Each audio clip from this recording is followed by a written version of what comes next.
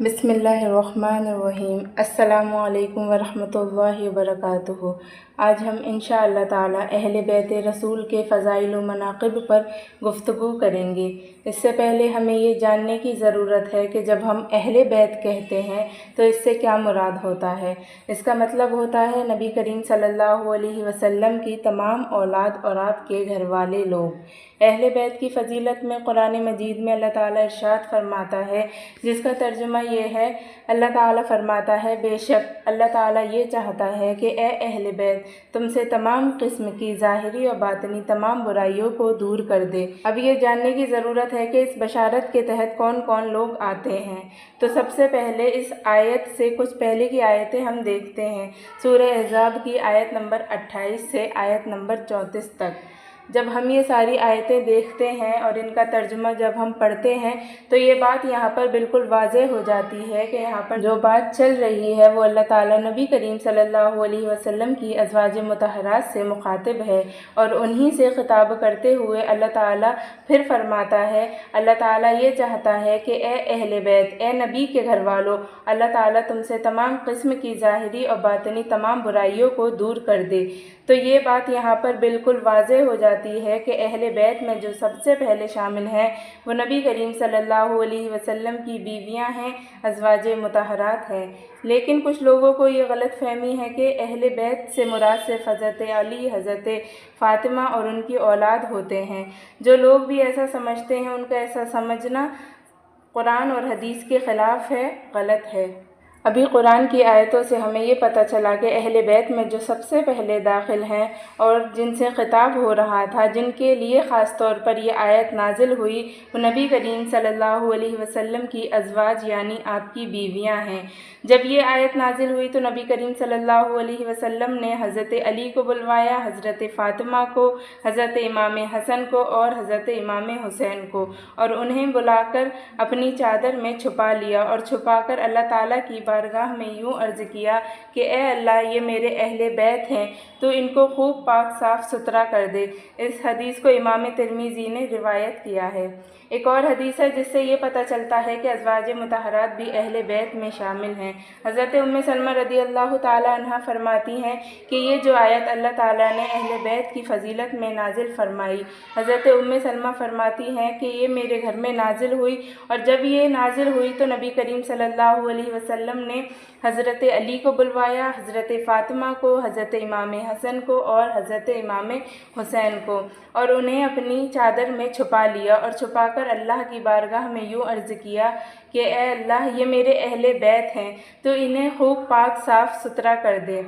तो ये बात सुनकर हज़रत उम्मे सलमा रदी अल्लाह ताला अन्हा ने नबी करीम सल्लल्लाहु अलैहि वसल्लम से अर्ज़ किया, या रसूल अल्लाह सल्लल्लाहु अलैहि वसल्लम, क्या मैं आपके अहले बैत में दाखिल नहीं हूँ?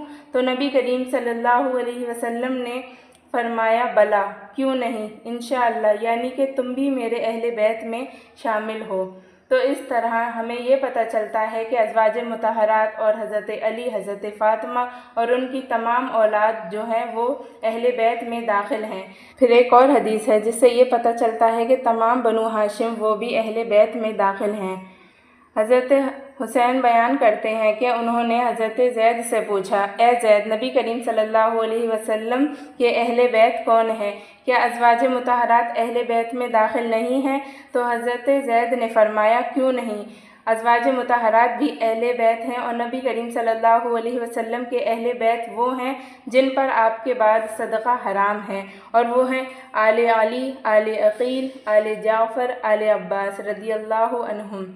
तो इन सारी हदीसों से ये बात वाज़ेह हो जाती है कि नबी करीम सल्लल्लाहु अलैहि वसल्लम की तमाम आल औलाद, आपकी 4 शहज़ादियाँ यानी हज़रत ज़ैनब, हज़रत रुक़ैया, हज़रत कुलसुम और हज़रत फ़ातिमा, ये 4 आपकी शहज़ादियाँ हैं।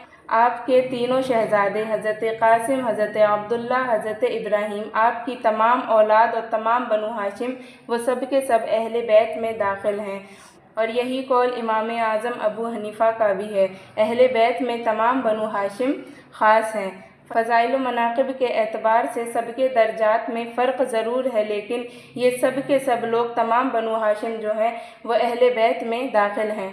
اب آئیں ہم اہل بیت کی فضیلت میں کچھ حدیثیں اور آیتیں آپ کے سامنے پیش کرتے ہیں۔ اللہ تعالیٰ قرآن مجید میں ارشاد فرماتا ہے، جس کا ترجمہ یہ ہے، آپ کہہ دیجئے میں تم سے تبلیغ دین کے بدلے میں کچھ نہیں مانگتا سوائے اس کے کہ تم میرے قریب والوں سے محبت کرو۔ مفسرین اس آیت کے تحت نبی کریم صلی اللہ علیہ وسلم کی اہل بیت کو بھی شامل کرتے ہیں اور آپ کے صحابہ کو بھی شامل کرتے ہیں، یعنی کہ نبی کریم صلی اللہ علیہ وسلم نے اپنی امت پر جو احسان فرمایا ہے، ہم سبھی پر احسان فرمایا ہے، ہمیں ہدایت کی روشنی دی ہے۔ آپ فرماتے ہیں کہ میں یہ سب کرنے کے بدلے، تبلیغ دین کرنے کے بدلے میں تم سے کچھ نہیں مانگتا سوائے اس کے کہ تم میرے قریب والوں سے محبت کرنا اور میرے صحابہ سے محبت کرنا اور میرے اہل بیت سے محبت کرنا۔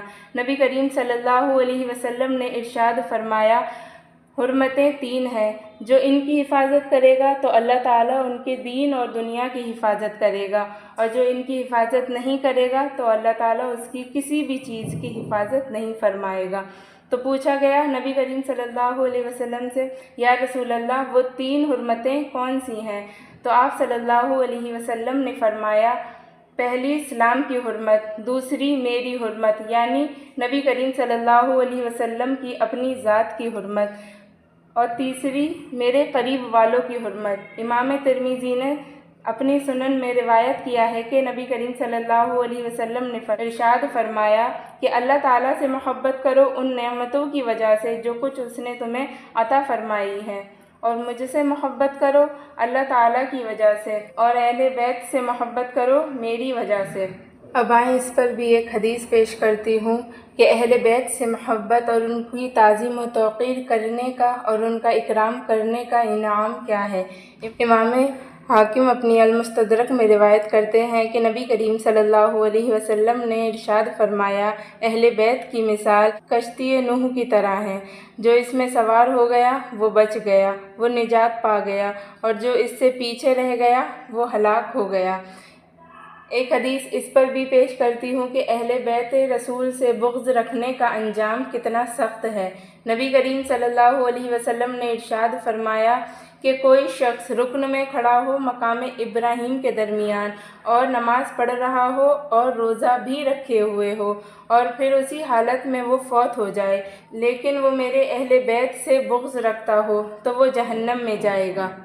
نبی کریم صلی اللہ علیہ وسلم نے ارشاد فرمایا کہ اللہ تعالیٰ نے اہل بیت کے متعلق مجھ سے وعدہ فرمایا ہے کہ اہل بیت میں جو کوئی بھی توحید کو مانتا ہوگا اور رسالت کا اقرار کرتا ہوگا تو اللہ تعالیٰ انہیں عذاب نہیں دے گا۔ اہل بیت کی فضیلت میں بہت ساری احادیث موجود ہیں۔ اللہ تعالیٰ ہم سب کو اہل بیت سے سچی محبت کرنے کی توفیق عطا فرمائے اور اس محبت کو ہمارے لیے ذریعہ نجات بنائے۔ والسلام علیکم ورحمۃ اللہ وبرکاتہ۔